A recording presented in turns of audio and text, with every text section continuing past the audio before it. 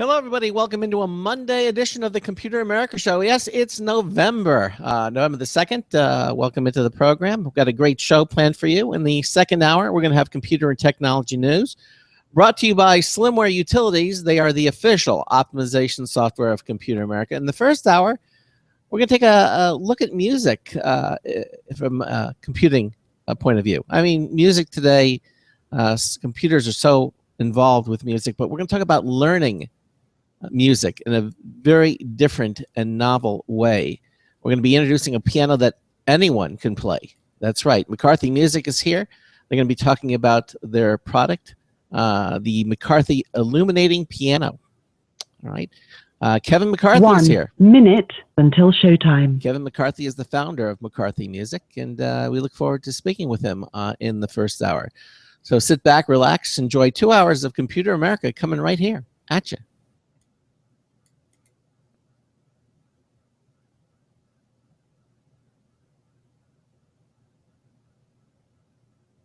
Very strange. The feed from the IRN radio network went silent. It was the middle of a radio show. I'm not sure what that is. Well, I'm sure he'll start it up again. They'll start it up again.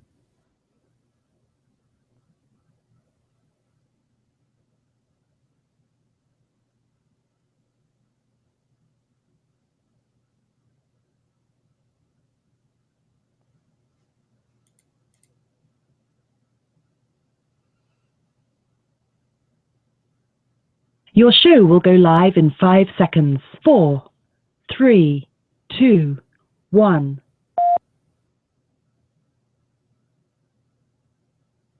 Broadcasting live, it's America's longest-running national radio talk show on computers, Computer America, hosted by national columnist Craig Crossman. Look for Craig's weekly column in your favorite newspaper. This show is being beamed nationwide at ComputerAmerica.com. Keep it here for technology news, computer products, guest interviews, and your phone calls. You're listening to Computer America. Hello, and welcome into the Computer America Show. It's the nation's longest-running, nationally syndicated radio talk show on computers. Computer America is heard around the world and coast to coast. And I'm your host, Craig Crossman. And I'm your co-host, Ben. And it's November.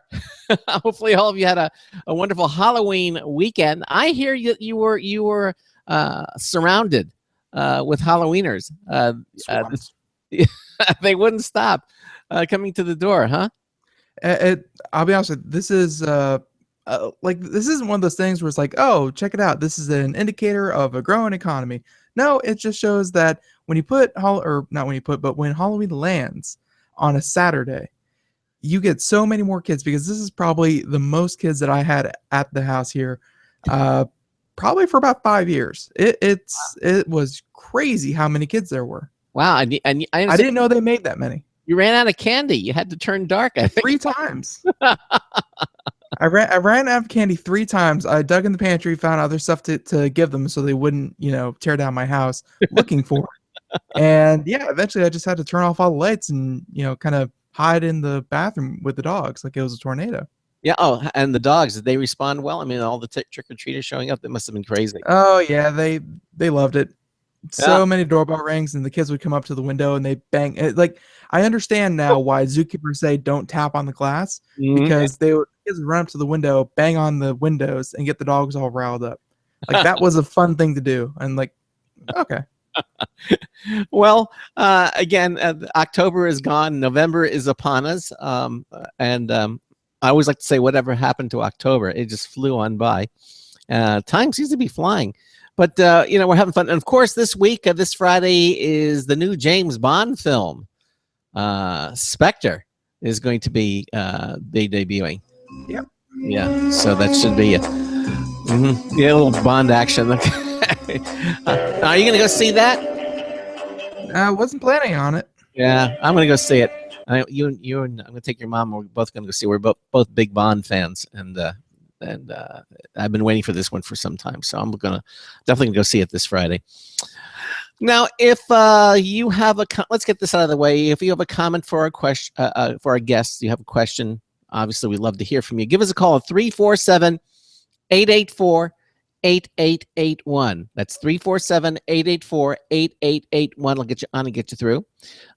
If you don't want to go on the air, but you still have a question, go to any page at the internet home of Computer America, which is computeramerica.com.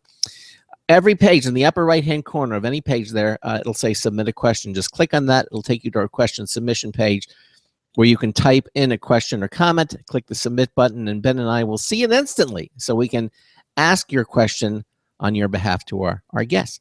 Okay, so it's really simple to do. The other thing you can do is you can watch the Computer America show. That's right. We offer live video streaming now here on Computer America. You can listen to the show, but again, you go to computeramerica.com, and on any page, you'll see the pull-down menu bar there. It'll say Show Lounge. Just click Show Lounge. That's all you have to do. And then the live video stream will begin immediately. It'll take you right up to the point where we're talking, or whatever's happening at the moment on the show, and you'll be able to see it. You can see myself, you can see Ben, sometimes you can see our guests. And Ben also has the wonderful technology to display websites, videos, movies, so you can actually watch what we're talking about on the program. So it just makes it for a more interactive experience. And of course, all the different places that you can listen to the show are at computeramerica.com. We're at we're on the TuneIn Radio Network. We're on the Blog Talk Radio Network. We're on the IRN Radio Network. All the different places that carry the live show, plus archives too, over at Apple's iTunes, SoundCloud, Stitcher, all carry the archives, as well as we have our own YouTube channel, so you can watch the video. If you missed any portion of the program, we have it all. Again, everything having to do with the Computer America show is at computeramerica.com. Even the calendar, so you can see who all the guests who are going to be on for this week, actually mostly for the month. You can see them all on our. And statistically, someone out there is going to miss the show because last night or last morning, yesterday was, of course, set your clocks back an hour. Oh, that's right. Yes. So someone's going to tune into the show halfway through and be like, "Oh, we missed it." That's right. Because starting in the middle. That's it's something new from Computer America. I like it. Yeah, no, I set all the 15,000 clocks that I have here in the house. That's always a lot of fun. Pushing them back. Actually, we gained an hour of sleep, which was nice. But so technically, I guess it's 4 o'clock, 4:05. But does your body respond to that, or because I know mine, I'm just waking up an hour earlier. Yeah, my body responds to anything that has to do with sleep. But now I'm just getting up at 7 a.m. instead of 8 a.m. It's weird. Yeah. Well, that's not right. Weird. It's counter weird. But you gained an hour of sleep. You didn't lose an hour. You gained an hour of sleep. No, but I'm not. Okay. Yeah, but you're not feeling it. I understand. Right. Okay. Well, for anything for an extra hour of sleep, I'm all for it. So, anyhow, anything else you want to mention or discuss before we bring our guest onto the program? No, we got some very interesting news topics and other happenings over the weekend that I think a lot of people will find interesting, enjoy. But that's again for the second hour, and in the first hour, no, I think we've said our piece and we're ready to go. Okay, well, as I mentioned, now I have a classical piano background. I mean, I'm looking over here, and I have a Steinway piano sitting right here, waiting to be played. A Steinway. I think it's a baby grand, beautiful piano. And every time we have guests up, I always play for them. But let's face it, learning to play the piano is difficult, and for many, it's not very fun to do that. I mean, I have memories of the piano lessons and things that I would have to go through, and I don't have fun memories of them. I mean, I enjoy playing the piano now, but what I had to go through to learn how to play piano, not so much fun. But McCarthy Music thinks their product can change that. Now, they have something called the Illuminating Piano. This is a very cool product. It's a 61-key MIDI controller piano with each key capable of illuminating brilliantly and evenly in any possible color combination. It's really pleasing to look at. Their piano leads you through the songs that you want to play. You can see the notes on the keyboard that you're supposed to play. You can hear the notes as they are supposed to sound in conjunction with other notes. And most importantly, you can play. Yes, we're talking about you. You can play the piano right now. This is the piano that anyone can play. Now, joining us is McCarthy's Music's founder, Kevin McCarthy. Kevin, welcome into Computer America. How are you? I'm doing great, Craig. Thank you very much for having me on board. And luckily, I'm not participating in your video feed right now because I've been told that I have a face for radio. Not the first we've heard that. So, welcome into the show. I got to say, as I said, I watched. There's a video, and if you're watching the video feed, Ben will. Our listeners, you can see the piano and how it looks, and he'll actually play the video for you as well when we get into this. But I'm kind of curious. I mean, what inspired you to create this product? I mean, what was the impetus behind it? I mean, do you play piano yourself, or you wished you had? I do play a little better now than when we started 3 years ago. But okay. I mean, really, what brought me to this idea, Craig, excuse me, was failing to learn to play piano. You know, so you mentioned that you're a good pianist now. I'm just curious, how long did you take lessons for? I started playing piano when I was well, I've been playing piano, but I said officially be about 13 years old. I started when I was 13. Gotcha. And then, like, you took lessons through high school, probably, or something like that, or what? Yeah, through all the way through the 30s and 40s. It was. Yeah, exactly. Well, it's one of those instruments that really there is no end to learning. I mean, even the most pianists, the most famous pianists in the world, are still learning new techniques and skills. But what drove me to this was failing to learn to play piano. You know, I took about a year of lessons, went out and bought a $3,000 Yamaha synthesizer, thinking that the quality of the product would lead to the quality of my play. And that turned out to, unfortunately, not materialize in my experience. You know, so like I said, I took lessons for about a year and just found it incredibly frustrating when I was home. You know, it's practice time that's difficult, right? Instruction is great. If you've got $40 to spend every week for half an hour of one-on-one instruction, that's a great way to learn. It'd be perfect if that person was there with you every time you practiced, though. Yeah. And so really what I found is that the practice time was what was really challenging as a beginner learning to play piano. And so the problem we set out to solve was trying to make practice time more efficient, engaging, and productive. Now, how old were you when you started when you took these lessons?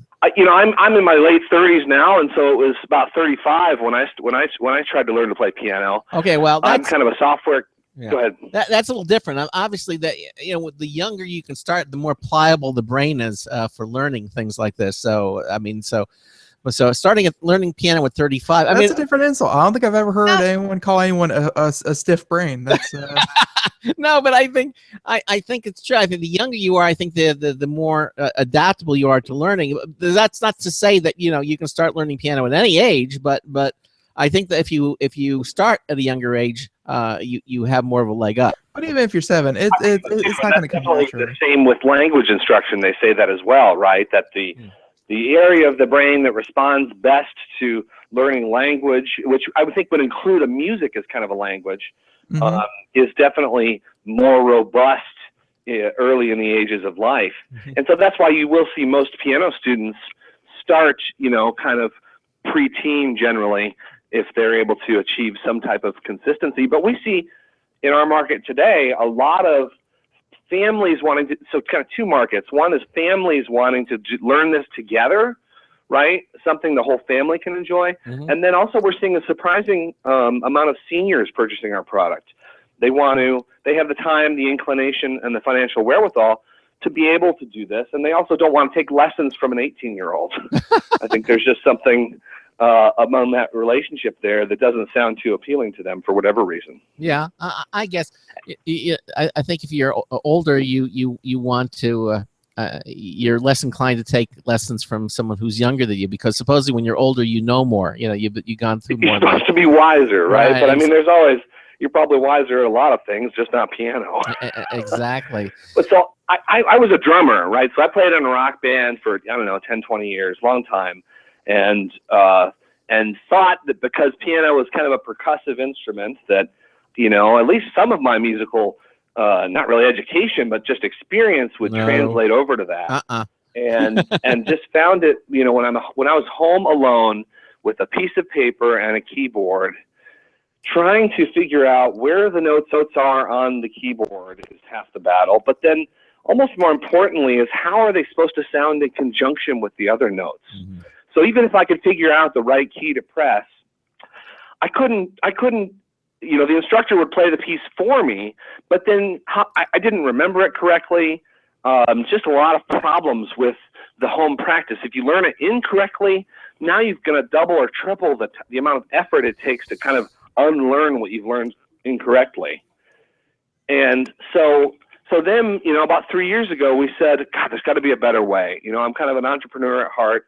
I've had a couple of failures and one success, and this one's TBD. Yeah. But, I said, God, there's got to be a more sophisticated solution for learning to play piano. So we looked in the market. Casio, Yamaha, and this is one of the most funny comments we get is, oh, this has been around since the 90s. Well, yes. So you can go today and buy a Casio or Yamaha for a couple $100 that has a little red LED under each key. Yeah. Now, what you're missing there in that solution is the ability to actually learn to play those songs. Yeah. Just because the keys light up doesn't mean that you can learn to play them. So we looked at that and said, okay, well, maybe there's a segment in this market for beginners. There's 1 to 2 million kind of piano book ones sold every year. That is 1 to 2 million people go out and purchase, just in the United States alone, an introductory to piano book.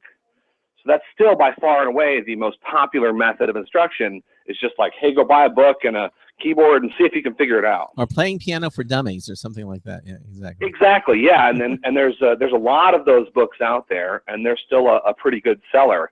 Obviously, the basic books sell a lot better than the advanced books just because of the number of people who fail. Yeah. And that's not any detrimental judgment on people. It's just like, it's one of the most difficult instruments to learn. And so we said, hey, what if we can make a solution that makes it a little bit more engaging, a little easier to do, and a little bit more fun? And then if you could compound, the thing about practice, right, is our product still requires repetition and practice. So it doesn't make it like turn you into a virtuoso overnight. What it allows you to do is to be more efficient in those few minutes per day that you spend practicing. And so if we can just make you a little bit more efficient during that 10, 15 minutes a day that you play, then compounded over time, those gains tend to be quite profound. Or at least that was the vision of the company that we set out to achieve. Yeah. The piano, I guess, is almost unique in the fact that it's one of the few instruments out there where you can play chords. You play, or most, like a trumpet plays one note at a time. Most instruments play one note at a time, whereas with piano, you're able to play chords, and it really is an endeavor to just get your hands to the point where they can actually begin to work like that.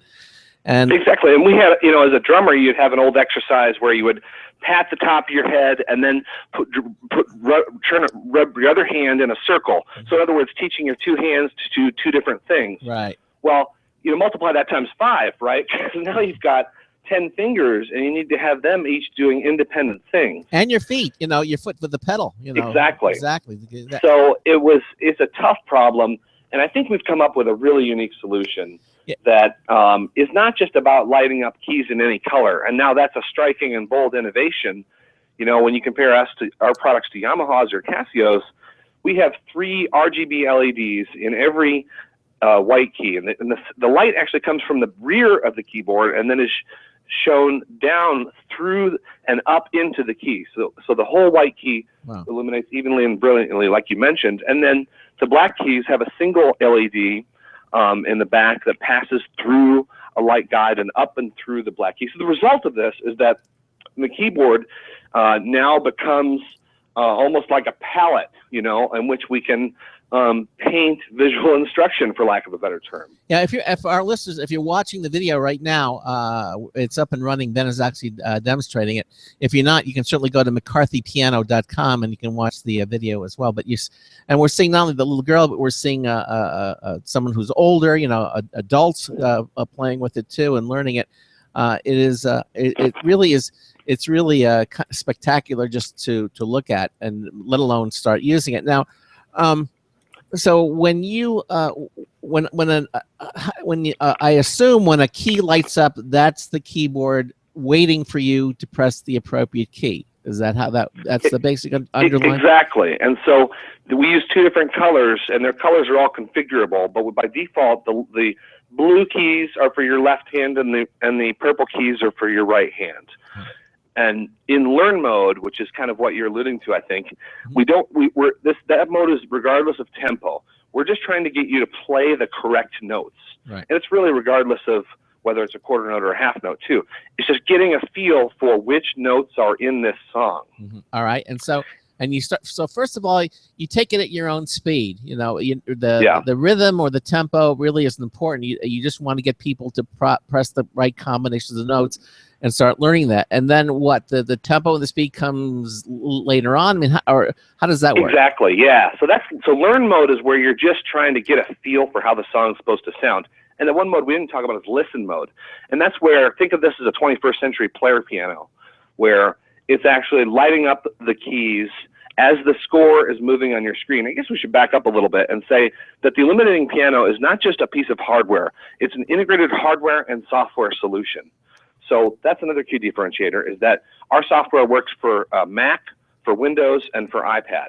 Wow. And so our software is free. And so you load our software onto your device, and then you connect your device to our piano. Now it connects. So the piano. How does it connect? It connects via either USB or Bluetooth. It's one of the first MIDI controllers on the market to support Bluetooth Low Energy. So you can actually pair it wirelessly with your iPad. No need for a cord. Now that does have a little latency to it. So as you become a more sophisticated player, you might notice it. Yeah. But you can then just connect it via USB for near zero latency. All right. So you have the iPad, and you have a place to stand the iPad up. Does it have a music stand of some sort where you can lean? Exactly. Yeah. So there's a little accessory product that we sell. About 3/4 of our market, I believe, are using tablets right now. So iPad is by far our most popular platform. But if you imagine an iPad sitting right in the middle of a keyboard facing you, that's the way you want to learn, right? Casio and Yamaha, they have these teeny little black and white LED screens. Yeah. That trying to learn on those is really a joke. It's more like those are toys. This is really an instructional system. Now, so you basically take the iPad and you put it in landscape mode, which in other words, it's horizontal, flat, and then you see sheet music. What do you see on the screen? Do you see the actual sheet music? Yeah, we've got custom-built multi-platform software. So we built an entire score viewer from the ground up, designed to be multi-platform. So it's the most modern. We call it score, right? The score is the piece of music that you're trying to play. Right. And we've got the most modern score viewer on the market that allows you to zoom into and out of the score so you can make the musical notes a size that's comfortable for both your skill level as well as your eyesight. Okay. All right. Yeah. And then you can, from within the score viewer, these are these modes that we were talking about, where you've got listen mode, where it's playing the song for you and lighting up the keys exactly as they're supposed to be playing. So you can listen to the piece, right? Hear it. How is it supposed to sound? Then go into learn mode and try and take your best attempt at playing that song as you just heard it, with the keys lighting up and guiding the way. And as you're in learn mode, we're also, when you play a note incorrectly, we're turning the key red. If you hold it too long, the light turns off. So we're trying to guide you towards playing the note correctly. And then once you've kind of developed, and there's also a little sub mode called select mode, where you can actually just select one or two measures to focus on. So some of these songs are obviously quite long, but many times you need to focus on trouble spots. And so you use select mode to just select a few measures, one to however many you want, and iterate through those quickly. And we see that young kids in particular really like the ability to iterate and improve small pieces of music at a high rate of speed. Does that kind of make sense? Yes, it does. Yeah, go ahead. No, I was gonna say. So it looks just like the sheet music that you would have on a music stand on top of the piano. I mean, you can make it look that way. And you can, and so we've got, and there's even themes, so you can kind of make the software look however you want too. There's a parchment theme and a kids theme, but But yeah, back to your point, it's a full representation of a digital score, and you probably understand, but for the listeners, a score is possibly an incredibly complex document, essentially, with ties and beams and stems and all sorts of drawing that needs to happen. And so our system is based on a platform called Music XML, which if anyone is into music at all, they might be familiar with that. But anyway, so we can import this Music XML into our system and then render it in our score viewer with minimal effort. So we've really built a platform for rendering sheet music. And that's the score viewer that the user kind of operates in when they're working with their eliminating piano. So does this mean that they progress towards now I've learned this piece a little bit, right? Now I want to actually try and play it with tempo. Now you switch to what we call perform mode. And another way to think of that is kind of like keep up mode, where you're trying to keep up. You're trying to play the song with the correct tempo. And then in our software, though, we still have an adjustment for the tempo. So what we find is that people who go into perform mode, when you're trying to perform something for the first time, you're not going to do very well. So likely, right? But so turn the speed down, the tempo down in our software. And now that allows you to proceed at a much slower pace than the actual song is performed at. So again, these are just improvements that we think to the process of piano practice. Normally when you've got a piece of paper in front of you, none of this interactivity is available to you. None of this instant feedback of, when you play a wrong note, not only does it turn red, but it also highlights on the score where you just pushed the key. So we're trying to teach you, I guess a better way to put this is we're creating an environment where teaching yourself to play piano is possibly enjoyable, right? It's as you mentioned, it's not a lot of fun in it. But the other interesting innovation we've done is taken kind of a song-based approach. So we have a partnership with a company called Hal Leonard, which is the world's largest distributor of sheet music. And we have over 1,000 of their titles, from pop artists to the Beatles to kind of anything that anyone would want to play, to classical, to, there's 20 genres available in our app. And so we have, you can be learning to play a song that you already love. And that's another interesting thing about traditional instruction is that mostly they're kind of these made up songs because they don't want to buy the rights to them. Yeah. Whereas when you're learning, a Beatles song or a Justin Bieber song or whatever kind of music is interesting to you, again, that's just kind of a engagement booster, right? Immediate gratification. This is all about the generation of wanting to feel good about yourself right away. Well, it sounds to me like you're making the sheet music more of a living thing. In other words, because you're seeing. When I practiced, you had sheet music, and I had maybe a metronome going tick tock tick, to kind of keep the pace. But you hear, you actually see there's like a line where you actually, as you play the note on the keyboard, you look up and you see where you are at that moment on the sheet music. There's like a little line that moves from left to right. So you exactly you can see. Yeah, go ahead. We call that the playhead, and yeah, you can advance it, rewind it. So you always know what note you're supposed to be playing next. And then in perform mode, that's obviously a little bit more difficult because it doesn't stop and wait for you. But it's really like taking a piece of sheet music and turning it into a living document, just like kind of what you said. I think it's a great analogy. Right, exactly. And so you can see as well as hear what it is that you're looking at, because when you're new to sheet music, they're little like black dots with lines coming out, and what is this? So when you see it and as you're playing it and you see it on the screen as you're playing it, I really think that will help you to understand, first of all, what it is that you're looking at. There's so many components to learning piano, because not only you have to learn the physical acumen and getting it, but you also have to understand how to read the sheet music, unless you want to play by ear, which is one of the things that I did for a long time. I started learning actually to play by ear. And then I remember my piano teacher, my parents. And then she sat you down and said, Craig, you have to use your fingers. You can't be using your ears all the time. And she said, look, because I would always ask her to play the music first, and then I would hear it. And then And then my parents said, he's not reading the sheet music. He's doing by ear. She said, no, he's reading it. And so I was playing it. My mom reached over and took the sheet music away, and I continued to play. And so then the instructor realized that I would listen to it and then was able to understand the music.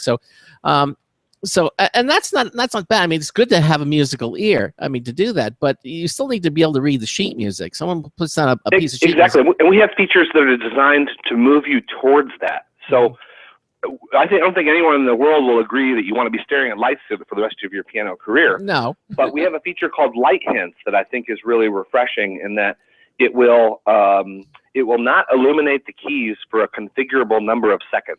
Ah. So in other words, you can turn light hints on and then turn the number of seconds to 3. And so it'll force you for 3 seconds to try and find the right note. And if you cannot find it for whatever reason, then it'll give you that hint and light up that key. So again, we think that reading music is great, and that's the goal. But I will say one other thing, and that doesn't have to be the goal, right? Piano is a hobby. Yeah. Some of the most interesting feedback we get is from people who've been playing 10 or 20 years, and they say, oh, that's not right. And it's like, well, we don't pass judgment on what's right or wrong. This is a hobby, and it's supposed to be fun. Yeah. So I think what we've done is created a platform that integrated hardware and software platform that allows you to kind of express yourself at whatever level you're looking for, right? If you want to use this product to get you a year or two into piano instruction and then say, hey man, I'm really serious about this. I want to go take lessons every week and take it to the next level. That's sure. Great. Yeah. But if you just want to learn to play a few songs for your friends, I think that this is arguably the fastest way to do that. Right. All right, Kevin, we're at the bottom of the hour. We're going to take a little break, and then we're going to continue on.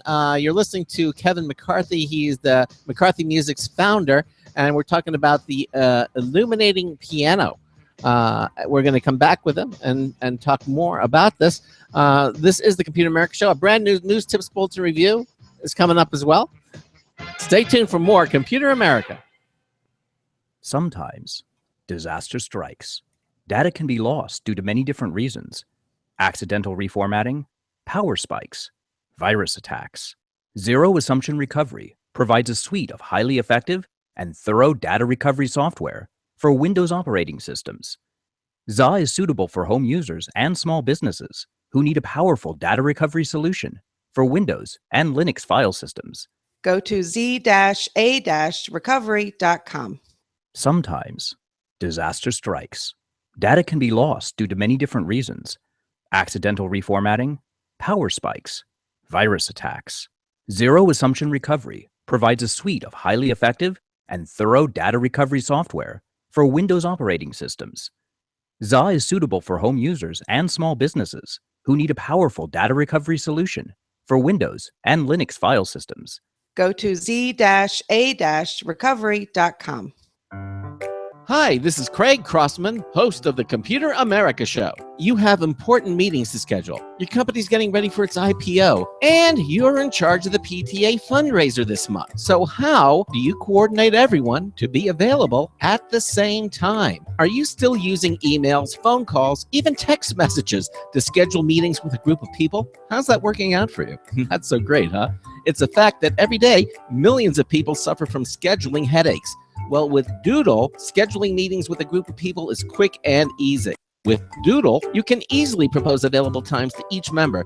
Each one checks off the times that they are available, and then you simply pick the time that works best for the group, all in an easy-to-read display that integrates with your existing calendar. Nothing could be more simple. Give Doodle a try for free, and like millions of Doodle users, you'll truly see how easy it is to find the perfect date and time for all your meetings. That's www.doodle.com.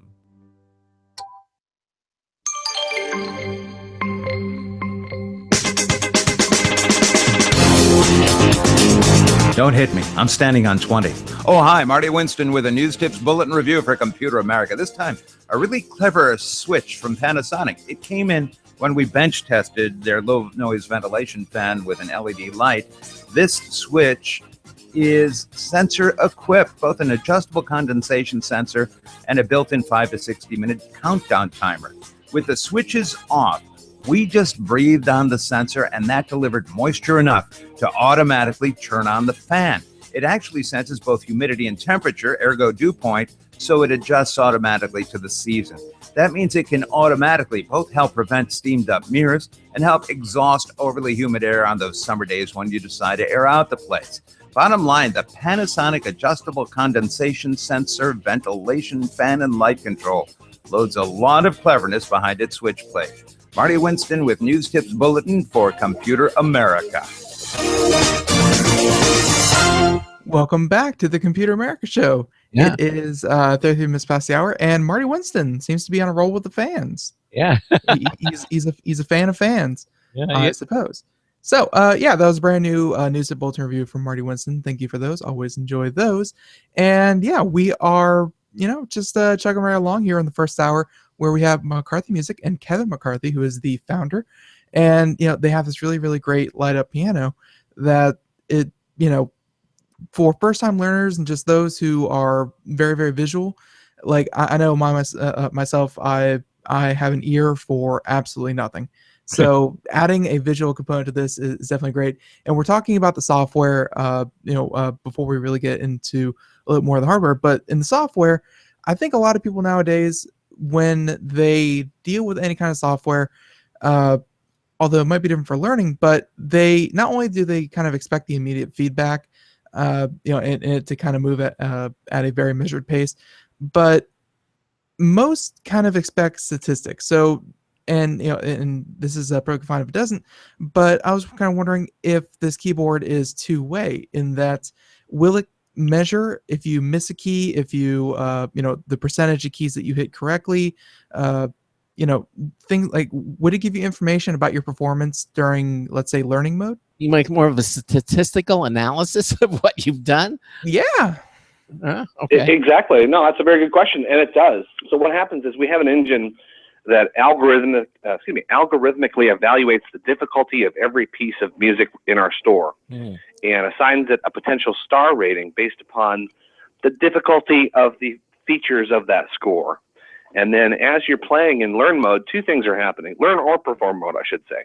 Two things are happening. One is, for every measure, we keep track of 4 variables. I think it's like attack, that is, did you hit the right note? Duration, did you hold the note for the correct amount of time?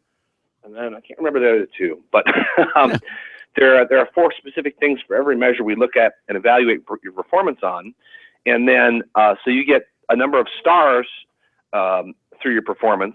You can, I think the number of stars you can earn is based upon the difficulty of the piece, as I mentioned.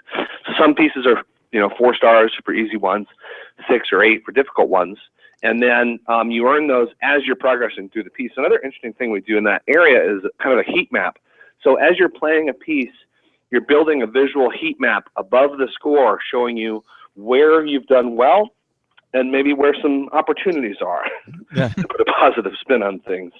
And so then, so for every piece of music you play, we keep track of how long you've played that piece total, how long did you play that piece for each session, and then also within each session, how did your performance do? So in the future, I think we could have some really sophisticated reporting.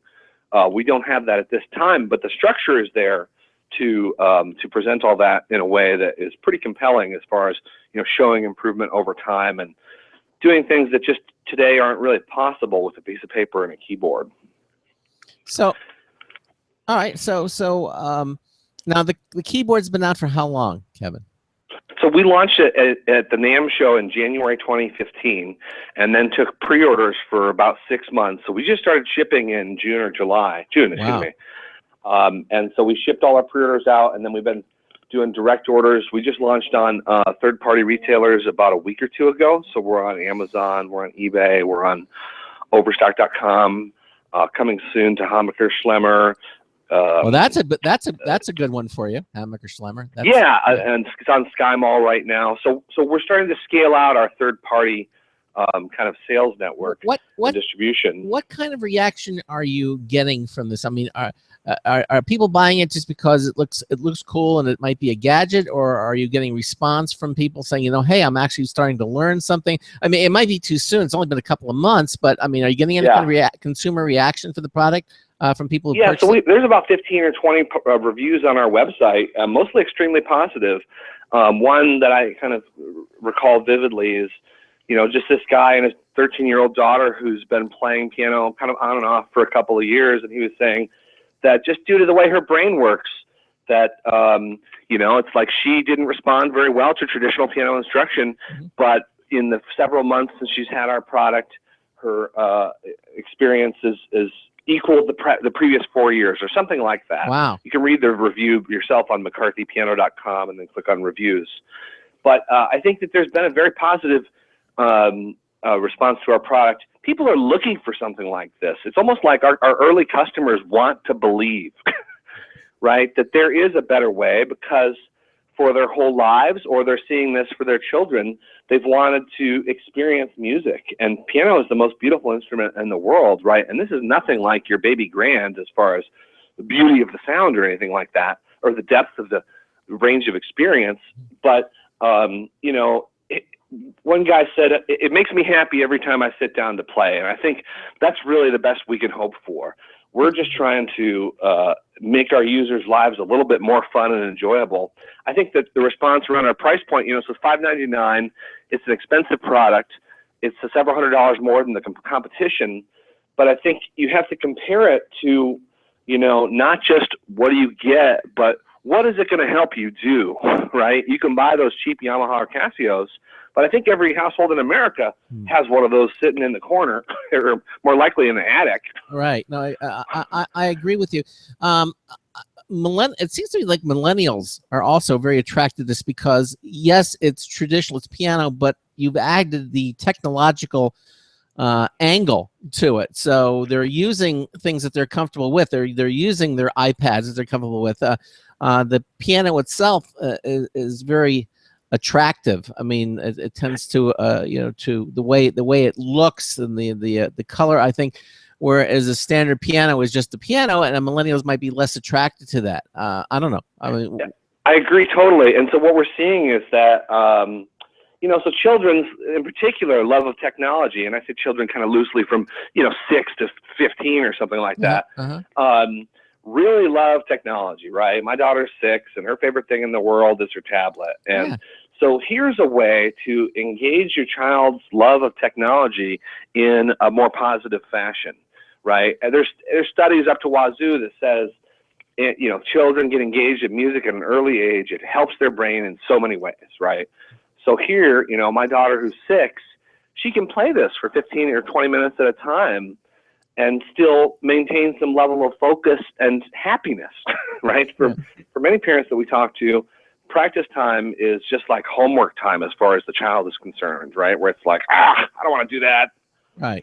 And so we're trying to make that a little bit more enjoyable. And one of the other interesting pieces of feedback we get from early adopters is that this is something that mom or dad can do with the child, right?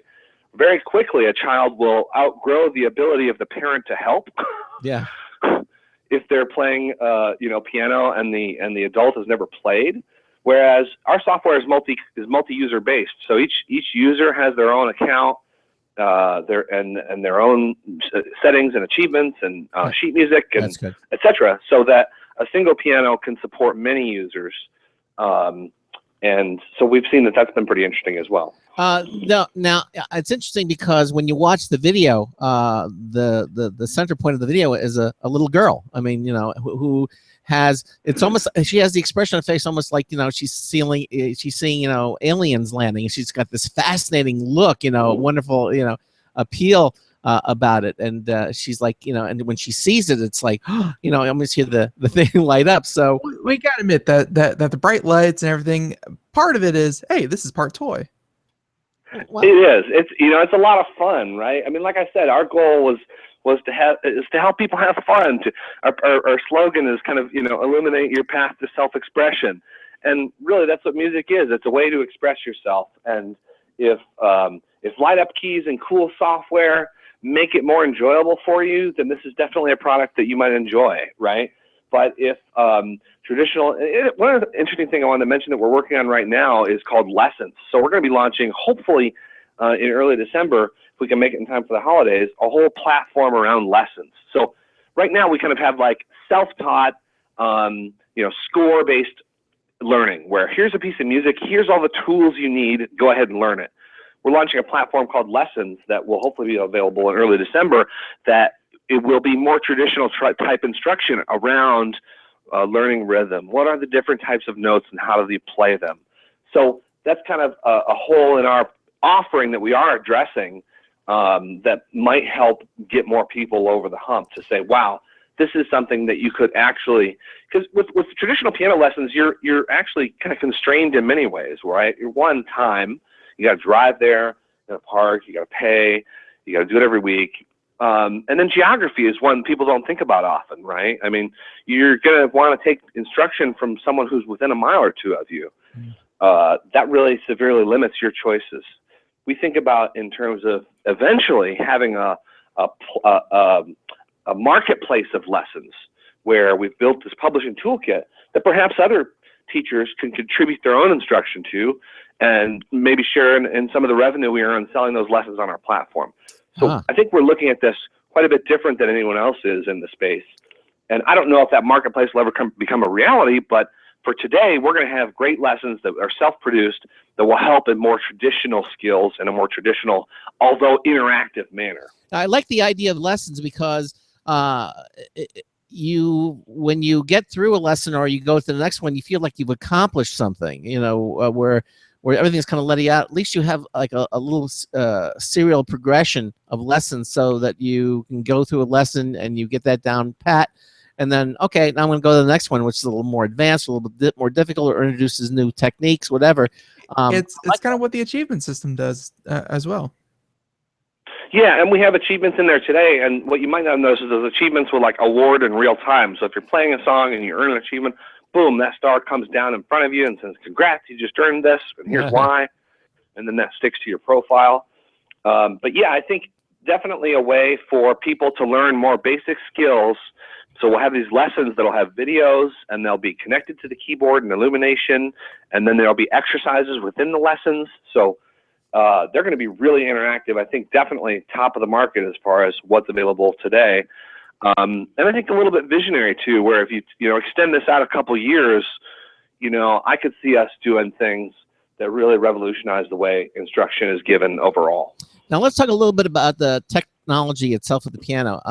First of all, you mentioned Bluetooth. It's low energy Bluetooth enabled communications. So you can do a full wireless, or you can hook it up with a cord. Also, you have firmware updates. Now tell us a little bit about that. How does that work? Yeah, so the firmware, we designed it to be updatable over BLE or over USB. So when and if we decide to improve the onboard software, that is the firmware that's on the piano itself, we can actually update those wirelessly over Bluetooth, which is kind of tough to do actually, or over USB, which is a little more straightforward. And so that enables us to just continue to the fastest LED. So communication between your iPad and the piano introduces a little bit of latency. You'll never notice it, but we notice it when we're doing these cool things like lighting up all the keys in these random patterns. Yeah. So as we develop more sophisticated algorithms for lighting the keys up in cooler ways, we can just do a firmware update on the piano to make that the communication latency near zero when you've got circuits talking to lights. That's much faster than when you introduce software and a computer and all this stuff. So no, I understand completely. Now to the left of the keyboards, this is a 61 note keyboard. It is, yeah, 61 key, right, 5 octaves.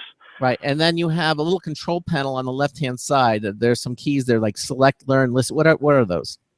Yeah, so it's an integrated touchscreen control panel. So this is some features that we haven't enabled now, but in future firmwares we could. It's actually a touchscreen panel with little etchings out of it. So we could do a lot of cool stuff with that in the future as well. But for now, it's basically so every MIDI controller on the market today has a million controllers, knobs, sliders everywhere, right? Right.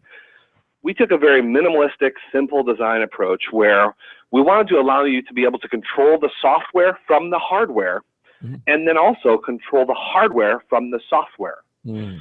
So what you see on the control panel of the keyboard itself are actually the same controls that are in the software.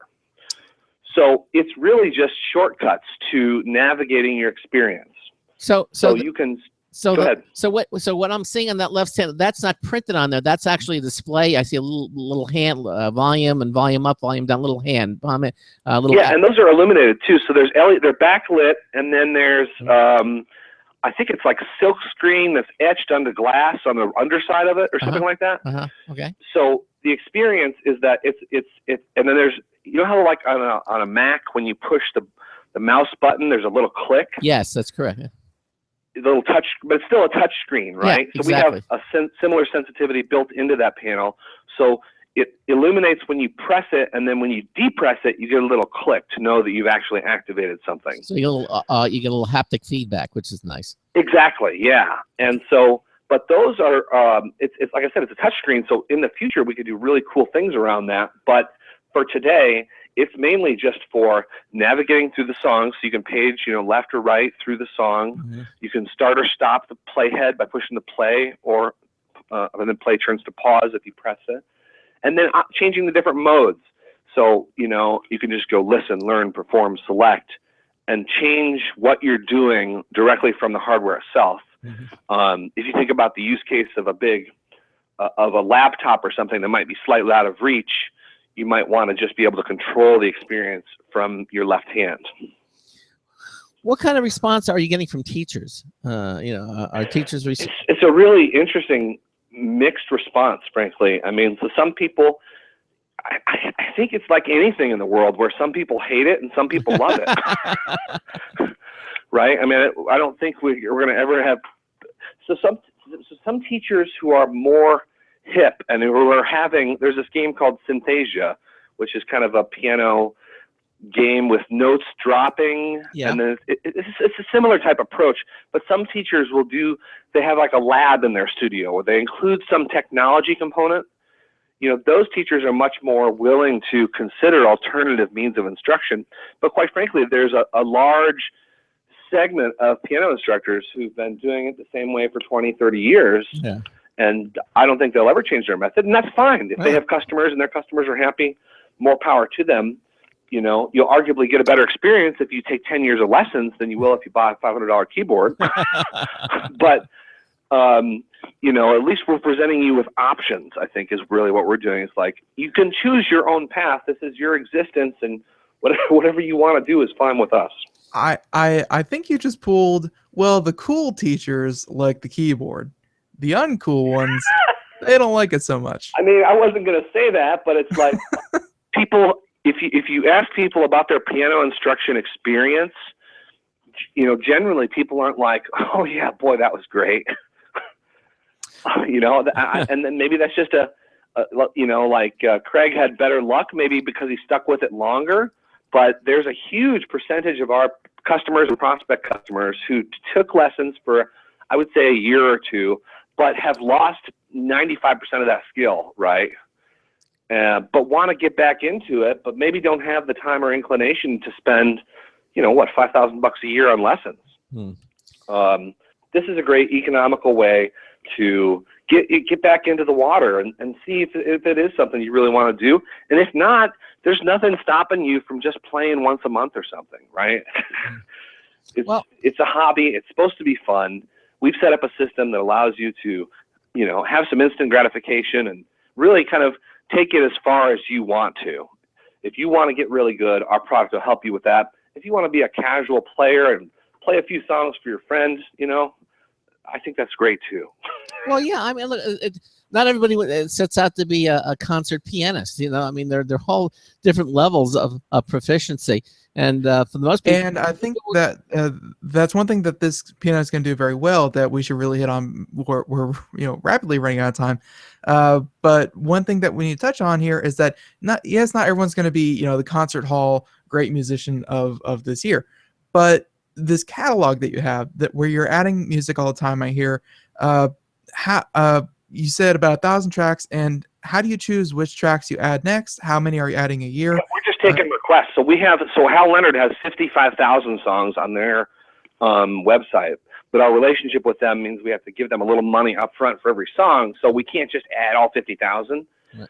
So users just tell us what they want, and we go get it. Now, and if it's a classical piece, we can actually arrange it ourselves and get it quicker. But it's this licensed content, you know. And one of the other things we hear is that, like, oh, well, you know, $3-4 a song, that's pretty expensive. It is, but you know, we don't see the vast majority of that revenue.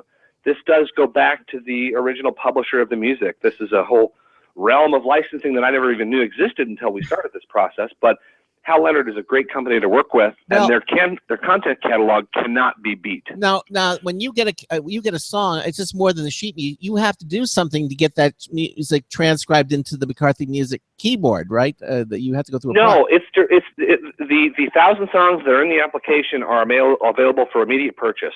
What we're talking about is if you want something that's outside of our catalog today. No, but then you just request. Yeah, no, yeah, but then you just request. Well, I understand that. No, but what I'm trying to understand is that when you get a piece of sheet music from that that's in your catalog, it's designed. You've gone through the process of getting it into the piano, the illuminating piano, so it knows which keys. Well, that was that software that he was talking about earlier. Right. Yeah. So the music comes to us in the music XML format, and then we've built this whole. You're right, though. It's a completely custom system written in C# that will, it's still basically a digital score, but we have a lot of additional information in there that our software uses to both light up keys and to do scoring. Exactly. And you know, it's not just a piece of paper. No, right. And you have to go through that effort to make it work with your piano. That's my point. I mean, but it works pretty effortlessly because it's a platform, right? So if it's music XML and it's well formed, boom, we can import it. Yeah, and then the little embellishments, you know, adding the right color to the right key, and so it does that. Is that an automated process, or is that something that's all automated too? So that's actually user configured. So you can like go into the software, into the display settings, and choose colors, and change the way the software looks, and zoom in and out, and set that all associated with your profile, so each user can have different, you know, kind of ways that they interact with the software. Yeah, but I'm still not getting. I'm not able to express what I want to say. Is that when you bring that music over from that source, you have to tell that digital music. Well, it's going to play the key A. It's got to light the key A. It's going to play G. It's going to play. You have to tell it which key to light when that note plays, or is that something? That's automated. That's all automated then. It's all already, because Music XML is a very robust description of a score. It's based on MIDI, essentially. Okay. Right? So a MIDI note on and note off messages. Yeah, but that's the musical instrument digital interface, right? Yeah, but you have to remember the MIDI interface has been around since the 80s or something, and it was pretty much vanilla. All the additional bells and whistles that have been added on, that you're adding onto it, wasn't really in the initial MIDI code. You know, you have to. No, definitely. We've definitely built way up from that. MIDI is really just about the length of time a note is on. Right. Rendering a score with quarter notes and eighth notes and etc. is much more complex than that. Right, and then having that little line follow it on the display and everything, you know, that's stuff that you have to, it takes a little work to get it to do all that. 3 years of work with 10 people. Okay. To be precise. All right, but and it's certainly worth it to get that. Again, let's just tell us where people can go. Where can they get the illuminating piano if they want to get it? Yeah, so McCarthyPiano.com is the best way. Direct through us, purchase through us, create your cloud account, and then it comes with 8 songs for free. It's $5.99 right now. And then it's available on other retailers too, for varying price ranges. Amazon.com, eBay, Overstock.com, pretty much most of the major e-tailers. It'll be on Musician's Friends later this week, I believe. All right. So direct is the best way, and then you can look us up on Facebook or Twitter if you have any questions. And I'm also Kevin at McCarthyPiano.com. If any of your listeners have any questions, I'd be happy to take them. Right. And again, so it's McCarthyPiano.com. And of course, just head over to ComputerAmerica.com. Right there on the homepage, we have a link to the McCarthyPiano.com website, and you can check it out for yourself right at ComputerAmerica.com. Kevin, listen, I want to thank you for being with us here on today's show. I think this is an amazing product, and something that look, it's in perfect time for the holidays. I mean, if you're looking for a gift for your child or your children, or for your significant other who has interest in learning how to play, it's very timely. This is just becoming available now, and I think this would be a wonderful holiday gift. Thank you, Craig and Ben. It's been a pleasure, and I couldn't agree more. McCarthyPiano.com, and let us know if you have any questions. Kevin, thank you so much for being with us here on today's show, and best of luck to you with this, okay? My pleasure. Thank you guys very much. All right, take care. Bye-bye. Bye. Bye-bye. All right, there you go. Again, Kevin McCarthy, the founder of McCarthy Music. The piano is the illuminating piano. It is again a 61-note keyboard. It works with your Mac. It works with Windows. It works with your iPad. Basically, a piano that anyone can play or learn how to play. And if you have any kind of interest in music, this certainly would be something for you to check out. Okay. Coming up in the next hour, we're going to have computer and technology news brought to you by Slimware Utilities, the official optimization software of Computer America. And again, yet another news tips bulletin review. We're going to talk about the glider gloves. That's going to be interesting. All coming up in the second hour of the show. Again, interesting stories coming up as well. And we're going to be talking about some of them are, we can tease a couple of them. We're going to talk about Microsoft to push automatic upgrades to Windows 10 next year. You know, it's interesting. We had somebody. Not just an update, by the way. Note that the article says upgrade. Upgrade. You know, it's interesting because I just had a technician over here in the house today. And I said, "Oh, look, you have Windows 10." And he said, "Yeah." He says, "I wasn't expecting it. I just got to my laptop one day and it was there." And I said, "You know, you could have stopped it if you wanted." He said, "But you know, he kind of is happy that he did it because it works with everything." And he was very happy, but he didn't do it. It upgraded itself. Yeah, they Microsoft put a stop to that, but yeah. That happened to a couple people. Yeah, including this guy. But again, the bottom line was he was happy that it was done. So it was compatible with all his software, and he has some pretty complicated software products from the companies that he works with. But he was very happy with it. All right, we're going to just take a short break, and I mean short, and then we're going to be back with the second hour of the Computer America show. Again, don't forget Friday, James Bond. Looking forward to that. All right, this is the Computer America show. Stay with us. We'll be right back.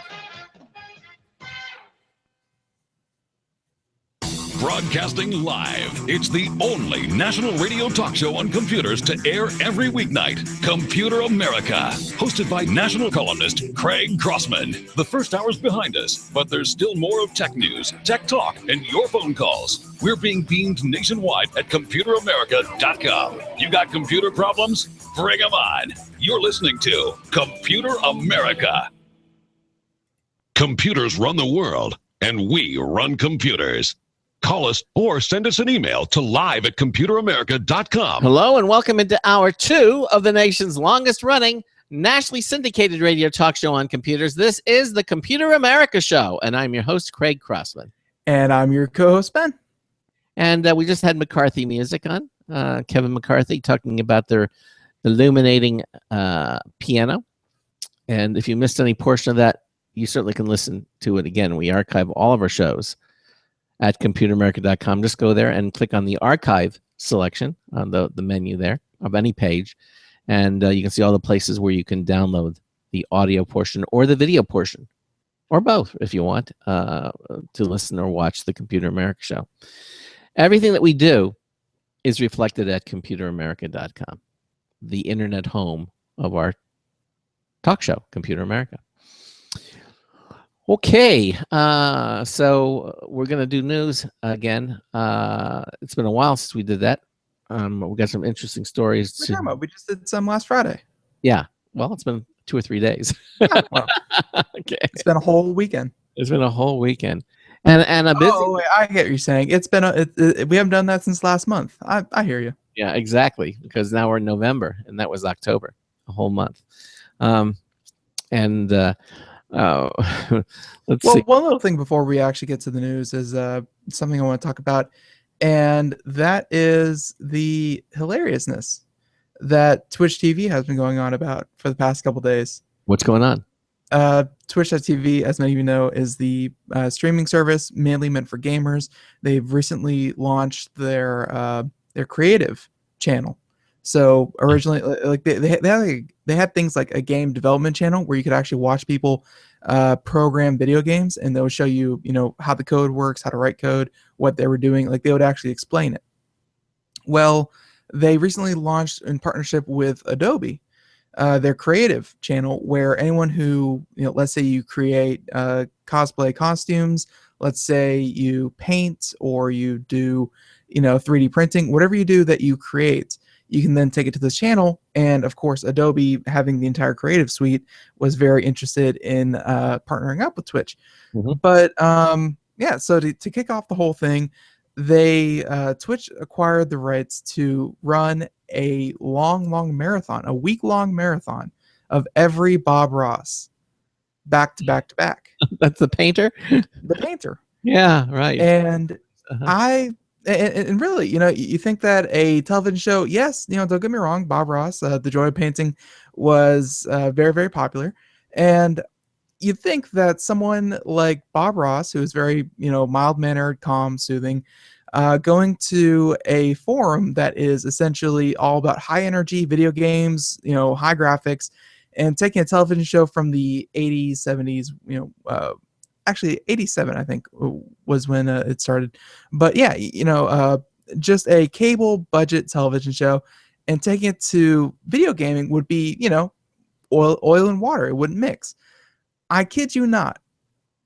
Bob Ross has sat on between 30 to 70,000 viewers. Wow.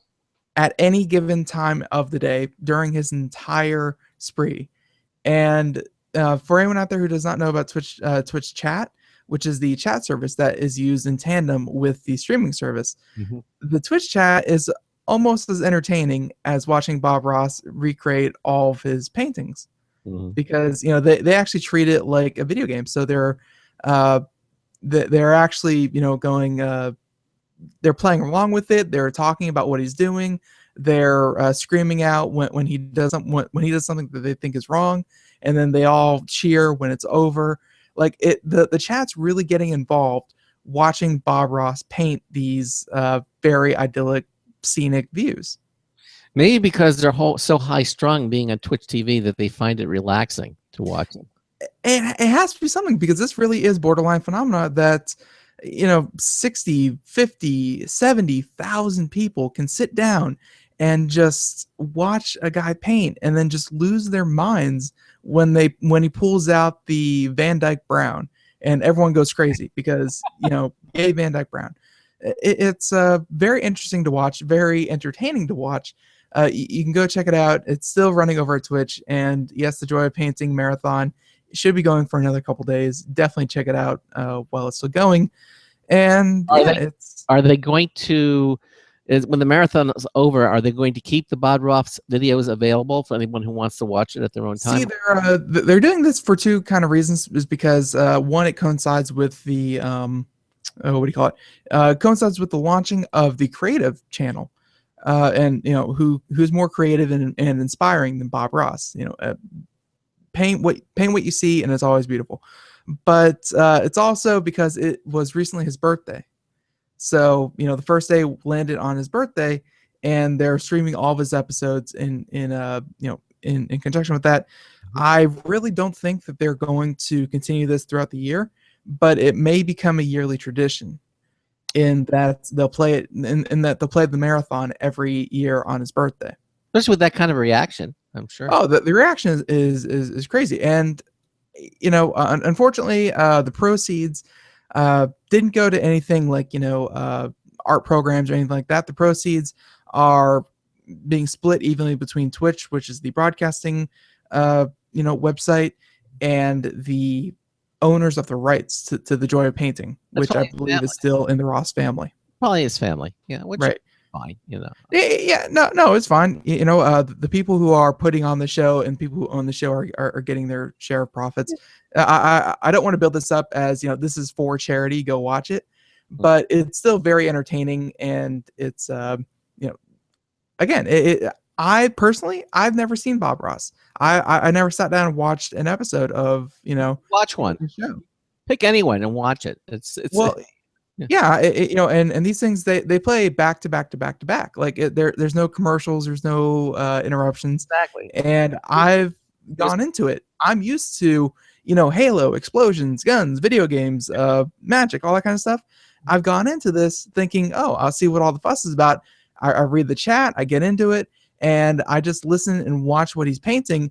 By the way, the man's part wizard, because he, after like 2 strokes of his little Brush. of his little spatula thing, and he has a mountain. It's like, okay, the man's a wizard, so that's neat. But like, yeah, I'll sit there and just see what it's about, and then next thing I know, I'm about 5 paintings in. It's very, very, very enjoyable to watch. Go check it out. It draws you in, but it is extremely enjoyable to watch and very, very, very therapeutic and very relaxing, I have found. Right. Yeah. The channel just launched, I want to say about 4 days ago, and it already has over 2 million views. Wow. It's a record setter. Well, I think they're going to do it again. With those kind of numbers, it's hard to turn down. I would think. Well, I think it would lose some of its meaning if they just did it for the heck of it. No. But on his birthday, or make it a tradition. Yeah, totally. Yeah, every year they should probably do it on his birthday. Exactly. All right. Well, it's time to do some computer news. So let's do it, and let's get started. Today's computer and technology news is brought to you by Slimware Utilities, the official optimization software of Computer America.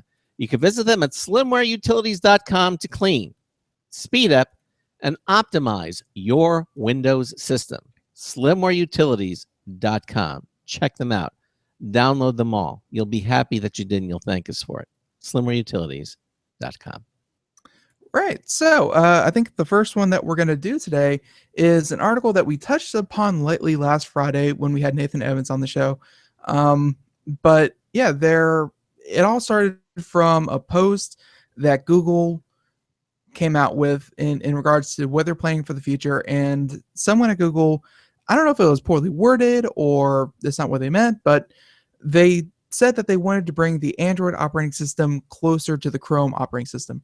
And a lot of people took that and ran and said that they were merging the two, that Android would become Chrome and that Chrome would become Android, which would effectively, as we all know, kill the Chrome OS, because the Chrome OS is on far fewer pieces of hardware. The Android operating system, of course, runs on many phones and tablets, and it only makes sense that Chrome would be the one that would lose that fight. So here we have from Engadget, John Fingus, and Google swears it won't phase out the Chrome OS. Mm-hmm. So Google would rather you have forgot about them mentioning that they were going to merge the two. In a follow-up to its earlier rebuttal, the search firm acknowledges that it's working on ways to, quote, bring together the two platforms, but insists there's no plans to phase out the Chrome OS, as everyone had assumed. The web-focused software is still popular in classrooms and offices, and there are plans to upgrade it with everything from a more substantial material design makeover to a new media player. There are dozens of Chromebooks launching in 2016, the company had, so obviously there's no immediate plans to do completely away with the Chrome OS. So again, that's all good news if you're worried that Google would drop Chrome OS like a hot potato, although a lot of people wouldn't be surprised, and it's very normal to be skeptical about the long-term future. They said they don't have any plans for 2017, and when the rumored Android/Chrome OS merger takes place, it's hard to imagine the company spending years unifying the two platforms, but still pouring tons of energy into the Chrome OS by its lonesome. So the author goes on to say that the real litmus test is whether or not Google has the same answer in a couple of years, when it doesn't have to worry so much about assuaging customers and preserving sales. So, again, we touched a little bit upon this when we talked to Nathan Evans on Friday, but it makes sense. It really does, to merge the two, or at least bring the Android operating system closer to the Chrome OS, because the Chrome OS, it's very feature bare. It's obviously a cloud-based operating system. It's not meant to be, this huge production. It's meant to get it online, get your programs, stream your content, and you're done. Like it's lightweight and can be easily slapped onto almost any low budget hardware. But if they do find a way to bring the Android operating system to Chromebooks, to anything that's running a Chrome OS, that's going to open a lot more possibilities. That's going to open up tons and tons and tons of apps. That's going to open up lots of different standards that people can voice chat with, that they can use instant messaging with. That's going to just make anything that is a Chromebook or anything that runs on the Chrome OS more attractive, you would think, by having all that added support. Like, I don't see any reason for Google to continue to develop these two independently. If they found a way to tie them together, Craig, don't you think it would just make complete sense to, save time and research and development while also adding more features to something that was traditionally very, very low key? Yeah, it would, but I don't think necessarily it's not necessarily gonna happen. I would be surprised if they would. I think that each is unto itself, although it's the same company. But it doesn't really have to be onto itself. I mean, the Android operating system works very well for tablets, works very well for phones. Yeah. If they made a few tweaks and made it accessible for netbooks, for Chromebooks, you would get a lot for a very, very little investment in, making sure that everything functions correctly. Yeah, I think so, but unless they plan to phase out Chrome OS completely, I don't think they're going to go over. They would over to Android. I just I don't see it happening, Ben. I don't. Well, they also said that Google, like the Google Play Store and stuff like that, is going by the wayside. Like a lot of the Google services that overlap with Android services, they're going away as well. They've said that they, between their music services and stuff like that, they're really making an effort to consolidate Chrome and Android in other areas. So obviously they wanted to put out any kind of wildfires and any kind of speculation that would hurt Chromebook sales in the early term. But hey, they're consolidating in services. It makes pretty good sense that they would consolidate in operating systems that they would have to support. Yeah, I'm not saying that it wouldn't make sense. I think you're right. I think it would make a lot of sense. But just because something makes sense doesn't mean that it's going to happen, or in the business world. I think they have too much invested in one or the other to merge them. I think they're gonna pretty much stand alone. Maybe if there's a danger of one dying off, then they say, okay, well, we need to merge the two. But there's no indication that one or the other is going to be dying off. Android very strong. Chrome OS, I think both pretty much solidly entrenched. Chrome OS though is just so niche. I think that's what they're worried about. It's so niche, and that students love it, and people on the go love it, like travelers and businessmen, like they love it. But that's about it. Like, they're not getting the home users. They're not getting, the casual commuters. They're not getting the appeal that Android and that, tablets and smartphones and other platforms are getting. So, it's might just be this whole effort to say, hey, you don't have to choose between Chrome OS and Android.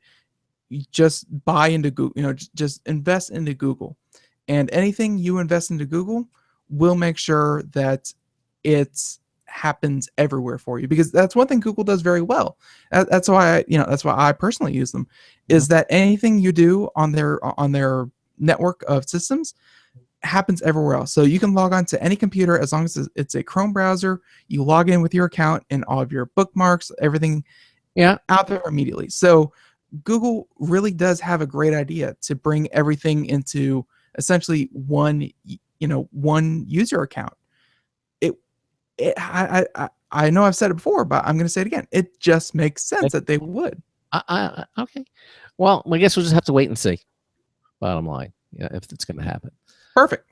That's what I was looking for. There it is. Now here's something we were talking about the other day about, Amazon with their same day delivery, and we're finding this in certain cities. This story from Engadget, evidently Best Buy, which is primarily known for the brick and mortar stores, are going to offer same day delivery in hopes that they'll be able to compete with Amazon. Because Amazon, according to the story by Christopher Klimovsky from Engadget, said that Amazon's putting the pressure on brick and mortar stores. Not only someday, but same day, but not some days. I won't deliver in some day. No, same day, and in some cases, 1 hour delivery. 1 hour delivery. Wow. This is again in certain metro areas around in the country. Well, in a bid to keep up with the competition, Best Buy is testing a same-day delivery service with the help of delivery service Deliv. Currently, it's being tested in San Francisco. Same-day delivery will cost Best Buy customers the same amount as one-day business express shipping, which I think is more than fair.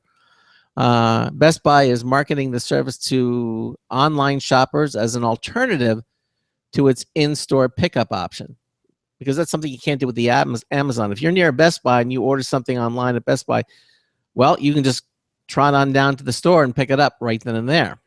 Okay. So there's one option, one advantage that Best Buy would have over Amazon. Now, he goes on to say it will be interesting to see whether people in San Francisco will continue to collect their goods from a physical store when they can now opt to get it delivered to them, probably as they stream Amazon Prime Video from the comfort of their sofa.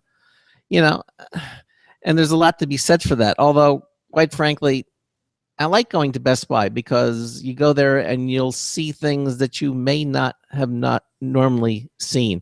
Now, yes, granted, you can surf and see products that way too, but sometimes it's just nice to go out and go to a store. Unfortunately, that's all people are using Best Buy for. Like that's a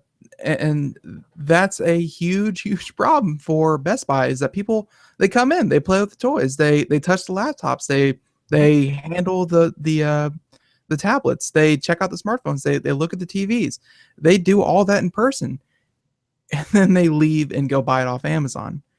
It's a huge problem that is slowly killing Best Buy. Yeah, there is that. Because people, they go in and they see what they like. They actually get their hands on it and they say, this is a bit too heavy, this is just right, I really want this. And then they write it down or they remember it, and then they go online and they look for the best price. And 9 times out of 10, Best Buy, they do have a price matching system in place. But hey, if Amazon's offering free 2-day shipping and can give you, $5 off, they're finding that a lot of people just do that. And they do have something in place. If you can show the salesperson, hey, look, I can get it for Amazon for X amount. Can you match this? And I think you have to bring the flyer in or something, or to show them. You just go online and you show them their online deal, and yeah, they can match it. They can match it.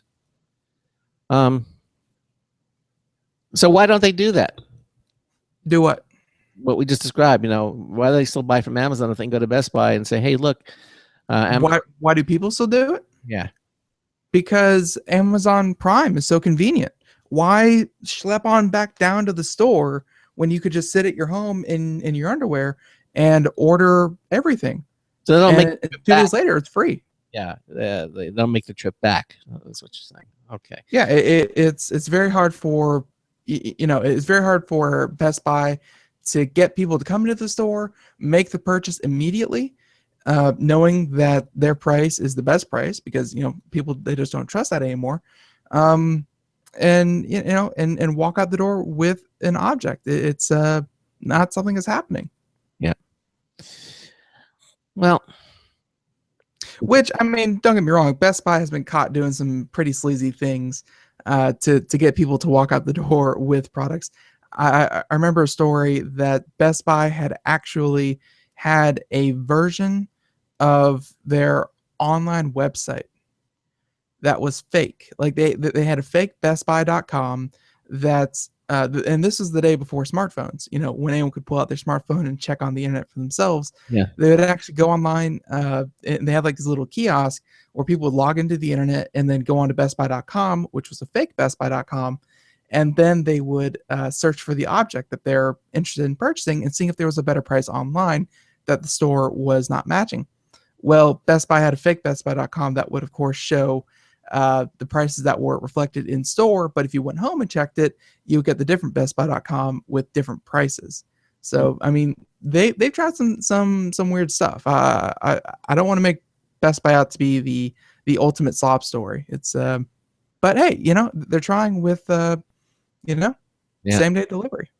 Look, they got to find a way of competing, and brick and mortar stores are start hurting because they do have the additional overhead and the salespeople. It could be argued that Amazon also has overhead too with their warehouse and people who pull this stuff from the warehouse. But but Amazon's so much bulk shipping. Yeah.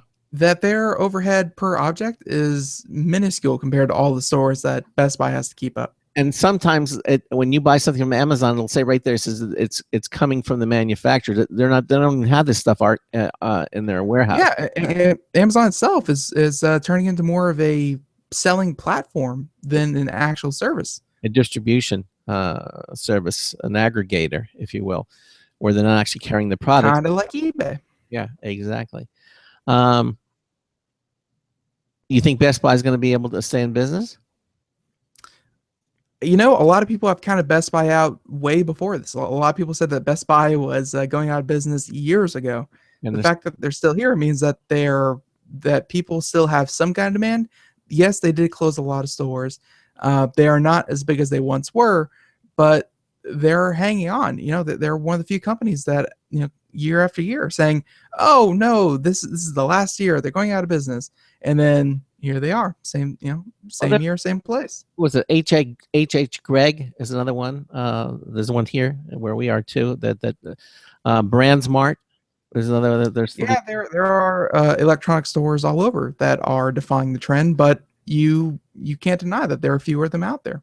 Yeah, and of course Walmart can compete because they're so huge. They can compete. That's because they also sell clothes and yogurt and electronics and weed fertilizer and I don't know, meds. Like they Walmart is a weird conglomerate. Yeah, but they can sell they sell electronic, TVs. They sell everything. They sell everything. Yeah, and I don't hear that they're hurting. So I think there's probably room for some of the big players, the big brick and mortar stores out there still.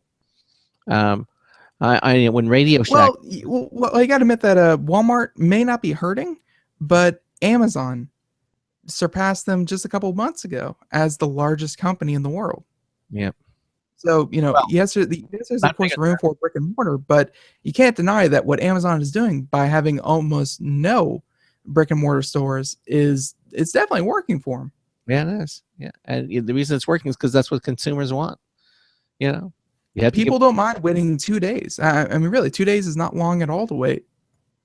No, it isn't. You think that they would? Oh well. Anyway, we'll have to wait and see. Okay then. What do you got? So how about we go from? All right. No, this one's funny. So Comcast, you know them. You may not love them, as they are voted continuously year after year the worst company by consumers. Like this is not an opinion by Computer America. This is a voter's choice. Who is the worst company in the world? And or at least the worst company in the U.S. And Comcast wins year over year. That's not an honor you want to receive, but Comcast has it on lockdown. Well, they try to take a swipe at what might be considered the most universally acceptable companies, and that is Google and their Google Fiber service. And Comcast tried to do a cheap shot, and it backfired horribly. So this is from BGR.com, and just to get into this before we hit the break, Comcast took to social media with a post about for anyone out there who doesn't know, Google Fiber went down during the World Series of baseball, and it went down for a couple hours, causing a couple of markets to actually miss part of the games. So in response to this, of course, Google did the right thing, and they actually refunded everyone in those markets 2 days of service in terms of credit. Even if your internet connection didn't go out, if you were in that market, you received it anyways. And, everyone kind of accepted that apology. Hey, it went out, sure, but we get credit, so we're not really mad at you. Well, Comcast posted in Kansas City, Google Fiber customers missed part of the World Series games from after Google's internet went down. And yeah, Comcast Xfinity posted that to Facebook. To Facebook. And of course, it didn't go well. People immediately swamped the comments with, I want to say, hate mail to Xfinity, saying, bleep yourself, Xfinity. Google Fiber has failed once. You are failing continuously, one user wrote. And my heart goes out to the Comcast employees that were in charge of the social media feed, because all they could do was send every one of these people that complained sorry about the inconvenience. We'd like to assist you. Send me a private message with your account number, and we'll see if we can't get you a deal on your rates, some help, things like that. I mean, and when I say hate mail, the article lists about 7, but there were tons and tons of people coming out, not just in defense of Google Fiber, but just not being too happy with Comcast. Yeah, and for I guess for good reason. It was a surprising backlash to something that could have been so much of a non-story. Yeah. Okay, we're at the bottom of the hour. We're going to take a quick break. Just let me tell you that Star Trek is coming back. Well, yeah, episode 7's coming out. No, the TV series, the new Star Trek TV series. We're going to be talking about that as well. There's a caveat, though. We'll tell you what that is when we come back. Well, stay with us. Hi, this is Craig Crossman, host of the Computer America Show. You have important meetings to schedule. Your company's getting ready for its IPO, and you're in charge of the PTA fundraiser this month. So how do you coordinate everyone to be available at the same time? Are you still using emails, phone calls, even text messages to schedule meetings with a group of people? How's that working out for you? Not so great, huh? It's a fact that every day, millions of people suffer from scheduling headaches. Well, with Doodle, scheduling meetings with a group of people is quick and easy. With Doodle, you can easily propose available times to each member. Each one checks off the times that they're available, and then you simply pick the time that works best for the group, all in an easy-to-read display that integrates with your existing calendar. Nothing could be more simple. Give Doodle a try for free, and like millions of Doodle users, you'll truly see how easy it is to find the perfect date and time for all your meetings. That's www.doodle.com. Looking for a best friend? Brother Wolf Animal Rescue has your best friend waiting just for you. The mission of Brother Wolf Animal Rescue is to help build a sustainable, no-kill community where no dogs or cats are ever killed for population control, where true euthanasia is reserved only for animals who are irremediably suffering or for animals who are truly a threat to society and with no hope of rehabilitation. Brother Wolf staff and volunteers go door to door, neighborhood by neighborhood, to educate citizens about local resources available for at-risk pets and to help their families connect with those resources. Brother Wolf's community-based approach to no-kill helps keep family pets healthy, happy, and in their homes and out of the local shelter system in the first place. For more information or to make a tax-deductible donation to this wonderful 501c3 organization, visit their website at www.bwar.org. Help to realize Brother Wolf's vision when no animal is euthanized for lack of a home. Who's a good boy?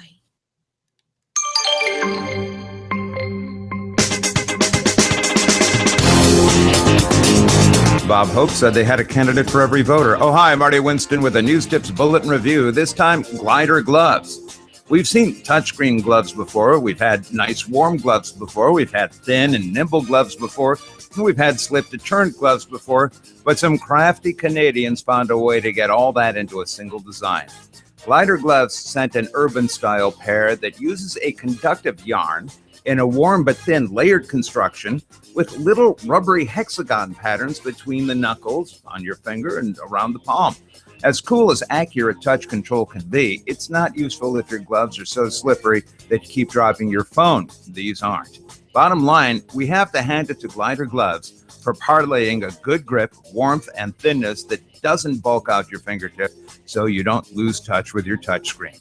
Marty Winston, News Tips Bulletin for Computer America. Welcome back to the Computer America Show here, 33 minutes past the hour. And thank you, Marty Winston. That was a brand new News Tip Bulletin review, as you heard the other brand new one in the first hour. So, yeah, we're doing computer and technology news brought to you by Slim Air Utilities. And, yeah, going from Comcast hate to what could potentially be Star Trek hate, maybe, depending on how well it turns out. Yeah, exactly. Well, it's interesting because the story talks about a new Star Trek series. Oh. Okay. Well, here you go. They're talking about a new Star Trek series that could be coming out, but they're saying that it's only going to be for streaming only. Yeah, this is according to Tech Hive. Trekkies or Trekkers will need $6 per month CBS All Access subscription to watch the first new Star Trek TV series in more than a decade. CBS is seeking out new life for all of its access streaming service by making it the only way to watch an upcoming Star Trek TV series. Now, let me ask you, Ben, do you think this is clever marketing, or do you think this is highway robbery? I mean, because they know that there's such a passionate audience out there for Star Trek, they're going to say, okay, well, we're going to bring a new one, but guess what? We're not going to bring it to our network. We're going to make you pay for it. See, that's the funny thing about this blurring of lines of, when huge cable companies get into the business of streaming, this is the problem that you're going to run into. And let's take someone like Craig, who spends an exorbitant amount of money for television already. And he has a probably well-deserved sense of entitlement that, hey, I'm paying X amount of money every month, and I should get all the content I want because I pay a lot for that content. And now here comes along a streaming service with content that you are clearly going to want, but the only way to get it is to pay an additional $6 a month when you're already paying CBS because you have a traditional cable package. Yeah. You feel somewhat entitled to get this show even though you aren't paying for the streaming service. Well, now they go on to say that they're going to have a special preview broadcast. What? You're just going to leave me hanging like that? Well, no, I'm saying that what they're going to do to entice people even more for the streaming service is they're going to show a special preview broadcast on CBS's regular television channel. All right. But they're going to say, all right, well, there it is. But now if you want to see the rest of them, you have to get CBS All Access to do it. If it makes you feel better, it's probably going to be pretty bad. Well, that's what I'm thinking, but maybe it won't be. Maybe it might be another Daredevil. It might be very, very good. Yeah, producers have learned a lot, over the years as to what makes something good and what makes something, hokey and bad. And I have a feeling that probably a lot of people working on this are themselves, in fact, Star Trek aficionados or fans. But let's go ahead and see what the article says. It says All Access, of course, is $6 per month streaming service that includes CBS's live programming feed and on-demand catalog. It's ad supported despite the subscription charge, by the way, and excludes certain programming such as live NFL football games. So you can't get CBS All Access all the time if you want NFL live football games. And the subscription fee applies even if you already get CBS through a pay TV provider. So if I'm getting it through DirecTV, guess what? I still have to pay the $6. Still got to pay your $6. Yep. Now, CBS hasn't said much about the series itself, except that it'll debut in January of 2017 with Alex Kurtzman and Heather Kadin as executive producers. Kurtzman co-wrote and produced the last two Star Trek films from 2009-2013. And Kadin is a producer for several CBS shows, including Scorpion and Limitless. This will be the first new Star Trek TV series since Enterprise, which itself, that was a bomb, which ran from 2001 to 2005. Yeah, I didn't like that. Yeah, because you know what? I didn't like about Enterprise is because, you watch them and you can know all the things that would get them out of the predicaments that they were in. Like, all they needed was a transporter and they would be fine. But the transporter just barely existed, and it was, didn't really work very well. So they couldn't do all the things that you knew that the Star Trek characters would normally do. They couldn't do in Enterprise. See, and this is one thing I've heard from people talking about. Does this even have a chance of being good? And a few people are saying that it's Star Trek has so much legacy. It has so much history behind it that trying to bring in a new story, and by the way, this is going to be a completely different universe. This isn't going to pick up where one of the other series left off. This is going to be a completely new set of characters in a new quote unquote universe, probably in a different time than the others. So 100 years in the future, 100 years in the past, blah blah blah blah blah. So this is going to be set apart from all the other series, but I still feel like Star Trek has so much history that it's hard to start something new and then still tie in elements of everything that we know to be in the universe. So it's not the easiest thing to do to create something in such an established That's universe. That's probably why they'll have to do it in the future, because Enterprise bombed. It was in the past. So they're going to have to do a future version of it. So maybe a 200, 300 years in the future, or maybe 500 years in the future. So the technology will be so much more. They'll have new things, and there won't be any reference except maybe an occasional historical reference. They did that a lot in the Next Generation. They had a lot of historical references. But anyway, Jared Newman, who wrote this article, says why this matters. He says, making the new Star Trek streaming only may seem like a bold move on CBS's part. It might actually make sense for a franchise whose TV series rarely achieved mainstream success in their initial runs. By going off the main networks, perhaps CBS can give Trekkies or Trekkers the show they want, free from the pressure of needing to pulling in massive ratings. So they wouldn't need that, you see. So at least that's the optimistic way to look at it. Whether CBS can produce a Star Trek that hardcore fans will pay for remains to be seen. So that goes along the lines of what you're talking about. And I'm thinking the only way to solve that really will have this way off in the distant future from where the original events all took place.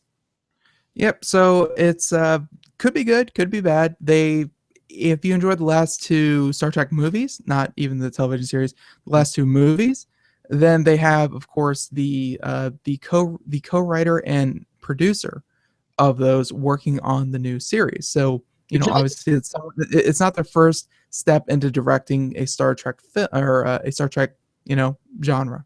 Did you like the movie? Did you see the movies? I didn't see the movies. Yeah, the movies were actually pretty good. But again, they were a reboot. I mean, the Cap was with Chris. What's his name? Pine. Chris Pine, who played Captain Kirk. It was interesting. And they did a couple of those. And they had Bones on and McCoy, and Scotty.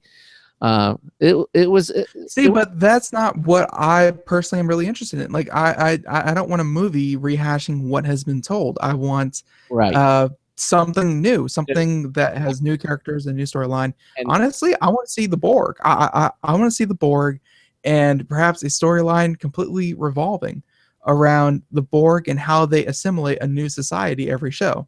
I'd watch the crap out of that. Yeah, or again, having it take place like 300-400 years into the future, so all that basically is gone, and we're seeing a new Star Trek. A new Someone did mention a series that perhaps is the fall of the Federation, where the Federation is on its last leg, and their influence is waning bit by bit, and it's one of the last few ships belonging to the Federation.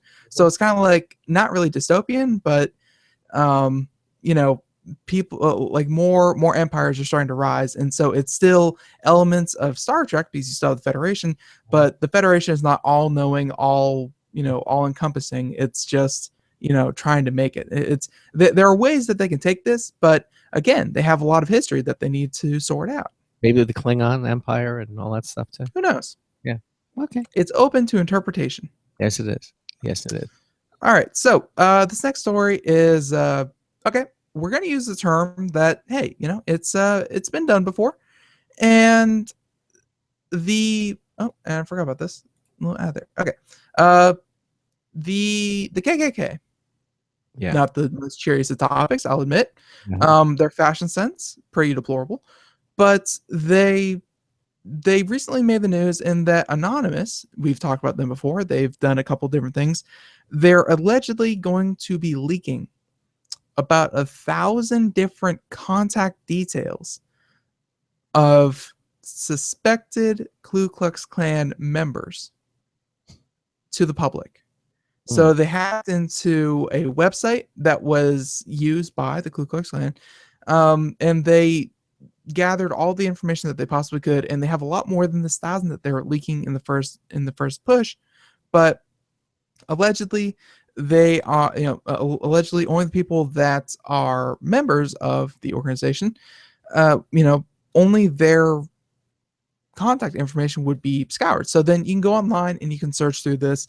I wouldn't even know where to begin to find it, but it's out there.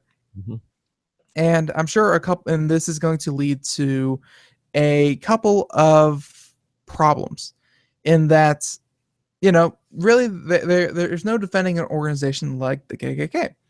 But at the same time, this probably isn't a good move because Anonymous, they hate them or love them, they're not really controlled by anyone. They don't have any oversight. And when you do something like this, when you start releasing phone numbers, emails, names of people who are at this point just suspected of being KKK members, you can really ruin careers. You can ruin lives. By someone who maybe was added to the list artificially or was mistakenly added to the list, and this comes to light to an employer. Someone could lose their job. Someone could lose a relationship because of this information that really there is no way to double check and verify. No. This reminds me of what was the website? The Ashley. Madison. Yeah, Madison. Where people were actively cheating. I mean, this is along the same lines. I mean, this is probably even worse, but still, it's along the same thing. Your name gets put on a website that's considered to be horrific, and it can ruin you. Yeah, it can ruin your relationships and be a personal and professional. And they of course have more, and they released a couple statements saying that Anonymous making their usual threats of always watching, always keep you paranoid and all that kind of thing. But just wanted to go out and say that not for Anonymous, not for the KKK obviously, but just when you start releasing information like this willy-nilly, you can really upset people who have done nothing wrong. So take everything you hear from this with a grain of salt. All right. Okay. I teased this earlier. Maximum PC Paul Lilly wrote this. Microsoft is planning to push automatic upgrades, not updates, upgrades to Windows 10 next year. So if you're using Windows 7 or Windows 8 or 8.1, or Microsoft would really, really like for you to upgrade to Windows 10, like really badly. So bad, in fact, that Windows 10 will soon be officially listed as an optional update, which is not really the news here, and will be upgraded to a recommended update in 2016. Now, Microsoft has been testing the rollout of Windows 10 as an optional update for several weeks now, though it did so quietly until it goofed up and had the option checked by default. We talked about that. That's how I think that associate I got his Windows 10 upgraded. Just got there one morning and it was done. And at first he wasn't happy, but then he said, "Hey, actually, it worked better." That's not how optional upgrades are supposed to work. They're supposed to be unchecked by default, and if the user wants to install them, he or she can simply check them, and they'll be added to the list. Well, evidently, that's going to change because sometime soon, Windows 10 will return as an optional update in Windows Update for all Windows 7 and Windows 8.1 users, presumably unchecked. And come next year, Windows 10 will become a recommended update for anyone running Windows 7 or Windows 8.1. They're quoted as saying, early next year, we expect to be recategorizing Windows 10 as a, quote, recommended update, unquote. Depending upon your Windows Update settings, this may cause the upgrade process to automatically initiate on your device. Oh. Yeah.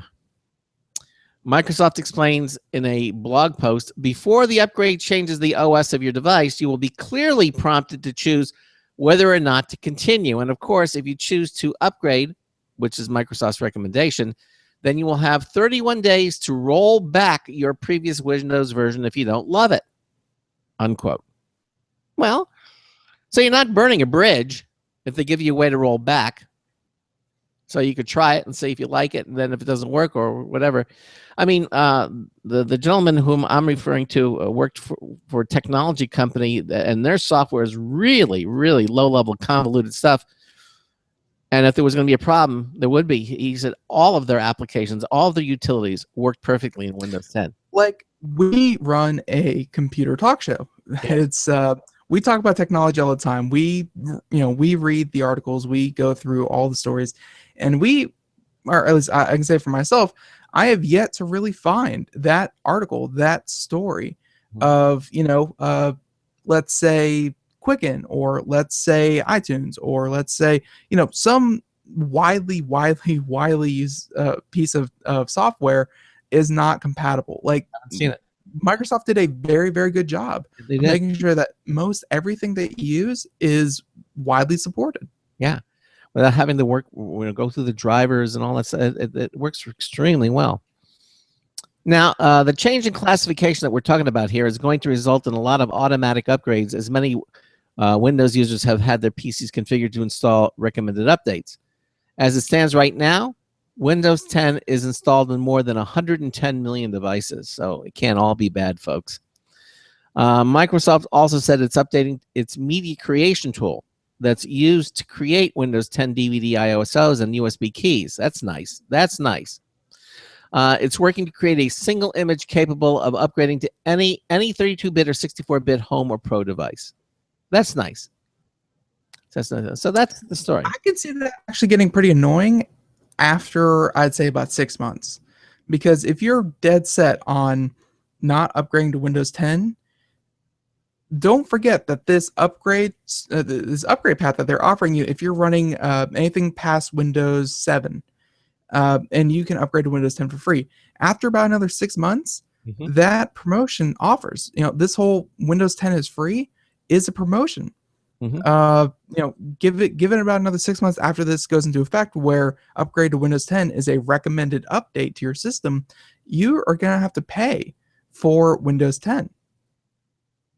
Yep. So if you're dead set on having a Windows 7 or Windows 8.1 computer, and all of a sudden the recommended update is to upgrade to Windows 10, and it costs you, $110 to update, that can get a little annoying. Yeah. Absolutely. So what your suggestion is to upgrade now? Is to either upgrade now or find a way to turn off updates, because that won't be good. Yep. Nothing else? Look. I think Windows 10 is inevitable. Resistance is futile. I think eventually everyone's going to have it. And while it's still free, folks, I would say go get it. It works really well. We have yet to hear of any kind of disasters stories at all. We constantly streaming, looking for the news for stories like that. Horrible incompatibilities brings the business down. I've not heard anything like that with Windows 10. I've heard nothing but really good stories that it works, and it's completely compatible with everything, and better, and it's faster. I can't think of any recommendation as to why not to do this at this point. I mean, we've gone through the mandatory waiting. There's always someone out there who's going to break the mold. There's always the exception to the case on why someone wouldn't want to upgrade. But for the vast majority of you, our recommendation from day one, from everything that we heard from people using the beta test, and from even from this point now, is to upgrade while you can. Yeah, and while it's free, go for it. Do it. All right. So I think for the last story, we're going to talk about deals. Deals? Yes, deals. Amazon again. And this may be good. This may be bad. The good being, hey, save money on things that you want. The bad, this might be another Amazon Prime Day, which was atrocious. It was more clean out Amazon's closets day. And that was, and by this article, this is coming from Engadget, John Fingus once again. And remember how Amazon trumped Black Friday with its Prime Day sale? Yes, they did. And they can't blame you because the offerings were so modest that you had a better chance of finding bargains at a garage sale.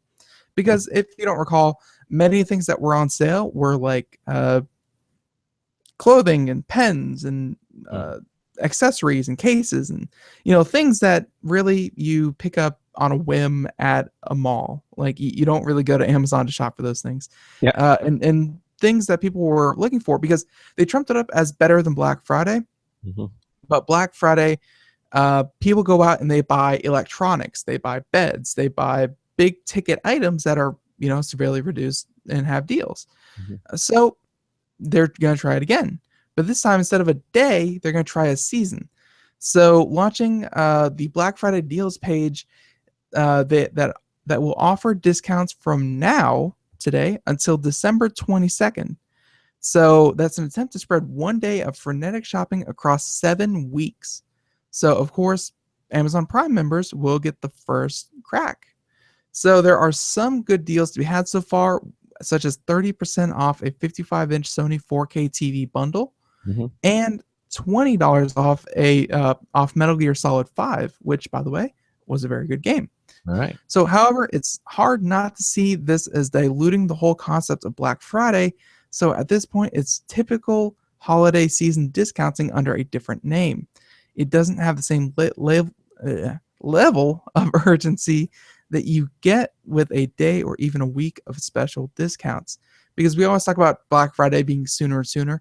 And Black Friday and like Digital Monday or whatever the heck they were calling it. But yeah, Amazon wants to try to get you to look for those bargains over the next 7 weeks. So, hey, if you have Amazon Prime already, like we always say, it's a good service even without all these little perks to keep throwing in. Go ahead, check it out. See if something that is on your Christmas list is on sale over the next 7 weeks. Put it in your cart, and they will let you know if it goes on sale. But I don't think it's gonna be any kind of Black Friday trump out there. Yeah. Black Friday again. It's those severely reduced prices during those 24 hours that get people to go insane, that get people really amped up and ready to go buy things. When you spread that out over 2 months, 1/6 of the entire calendar year, people are kind of just like, whatever. Hard to be amped up for 2 months. That's a lot of time to be amped up for. Exactly. But at the same time, they are promising a few deals. So, hey, check it out. Yeah, it doesn't hurt to check it out. Hey, so I don't think we have time to do another story, but Not really. no, but let me just mention to head over to computeramerica.com, and it's Monday, and get in our social media contest. We gave away that Logitech MX2 Anywhere mouse from Logitech, and to our winner last week, and we're going to do it again this Friday. But you can't win unless you subscribe to our social media contest page. Just go to our interact right there under you'll see our social media contest page. Basically, just go visit all of our social media partners. You go to Facebook, like our page. Go to Twitter, subscribe. Go to the YouTube, subscribe to our YouTube channel. Just do each one. Each one counts for an entry. And you only do it once. So then if you do it 3 different places, then every week you'll have 3 entries. That's how it works. Do it 4. Every week you'll have 4 entries. Again, we're giving away that Logitech MX2 Anywhere wireless mouse. Beautiful mouse. It has that dark field technology, works on glass surfaces. It's got you can control up to 3 different devices. It has Bluetooth. I mean, it's an amazing mouse. Works left or right-handed, and highly recommend you enter it. Basically, and hopefully we'll be calling your name out Friday to win something really. It's happened to people before. Yes, it has, and so 90 seconds. Anyway, coming up tomorrow in the first hour, we're going to have a company that's twice we haven't had them on. Hopefully, this the third time will be the charm. Handscape. Dr. Tong Lo is going to be with us. They're going to be talking about their handy case, which allows you to see anything behind the case. If you have your fingers behind the case, you'll actually be able to see your fingers. I'm not sure exactly what the use for with this is, but it looks really interesting. 60 seconds. And hopefully we'll have them on the show tomorrow in the first hour. And then the second hour, we're going to have computer and technology news. That's brought to you by Slimware Utilities, the official optimization software of Computer America. Episode that was scheduled for tomorrow, I think, is going to be at a different day. No! Yeah, it looks like they're moving.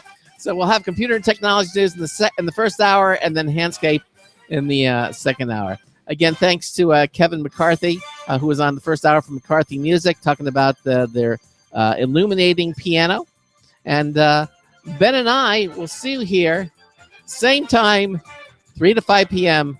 tomorrow. So until tomorrow afternoon, this is Craig Crossman, hoping that your hard disk never becomes floppy. See you tomorrow afternoon. 10 seconds. Bye, everyone.